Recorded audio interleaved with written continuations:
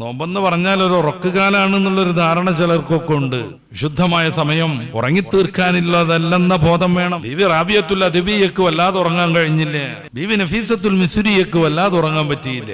ഫാത്തിമ ബീവി ഉറങ്ങിയില്ല വല്ലാതെ. അള്ളാഹുവിനെയും റസൂലിനെയും പ്രണയിക്കുന്നവർക്ക് ഉറങ്ങാൻ പറ്റൂല. അതുകൊണ്ടല്ല ചില സൂഫി വര്യന്മാർ പാടി നടന്നത് അജബല്ലിൽ മുഹിബ്ബി കൈഫ യനാമു. അള്ളാഹിനെ പ്രണയിക്കുന്നവർ റസൂലിനെ പ്രണയിക്കൽ. ഞാൻ അള്ളാഹിന്റെ റസൂലിന്റെ ആളാണെന്നും എനിക്ക് റസൂലിനെയും അള്ളാഹിനെ ഇഷ്ടാന്ന് പറയും ചെയ്യാ, എന്നിട്ട് ഉറങ്ങി തീർക്കുക. വല്ലാത്തൊരു അത്ഭുതം. കുല്ലു നൗമിൻ അലൽ മുഹിബ്ബി ഹറാമു. മുഹിബ്ബായ ഒരാൾക്ക് ഏതുറക്കവും ഹറാമായിട്ടാണ് സംഭവിക്കുക. റബ്ബിനെ കാണാൻ കൊതിച്ചിരിക്കുക, ഇവിടെ നല്ല ഉഷാറിൽ കടന്നുറങ്ങുക.